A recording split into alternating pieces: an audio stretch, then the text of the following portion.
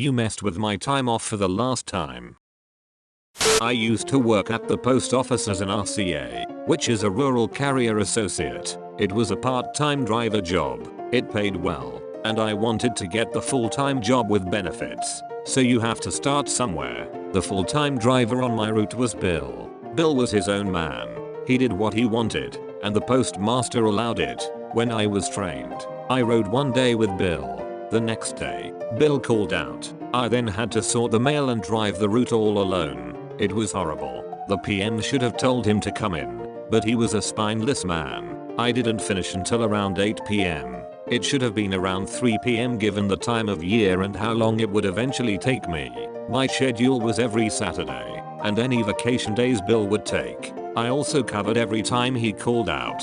Now, as this was supposed to be a 1-day-a-week job, I had a full-time job as well at my local hospital. My post office job was in the next county over, about 45 minutes away each way. I would get calls at 6 AM from Bill with some BS excuse for him not wanting to come to work. He would say he had to see an orthodontist today. I worked with these doctors, and I know that there was no way he would be able to get an appointment that early. If he needed an appointment, he should have called me the day before so I could get my second shift job covered. Again, spineless PM would allow it to happen without any recourse. On my anniversary, I had told him I was going to take my wife out to a nice lunch before we both went to our job at the hospital. At 6 AM the phone rang, and it was the same lie as always, and I had to go in. I reminded him it was my anniversary, and he said too bad. I went in, totally pissed off. The same thing on my birthday, and then on my wife's birthday, he called out, and I had to work both jobs. A few months later, and nothing had changed. I applied to nursing school and was accepted for the fall program. I had several months, so I kept it to myself. My plan was to work the same way I had, and if I was offered a full-time post office job, I'd take it.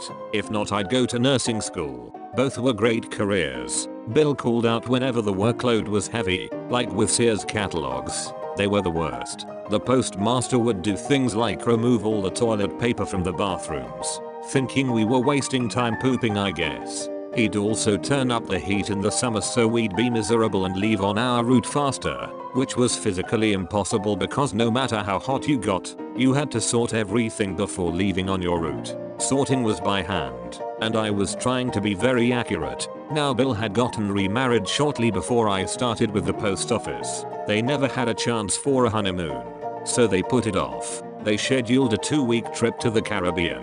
When he told me there was a month to go before they left, which was plenty of notice, he told me the tickets were non-refundable, so don't screw me over. I had had enough of Bill and the PM screwing me over all the time. So 10 days before he left, I put in my 2-week notice. The PM assumed I'd work through Bill's vacation.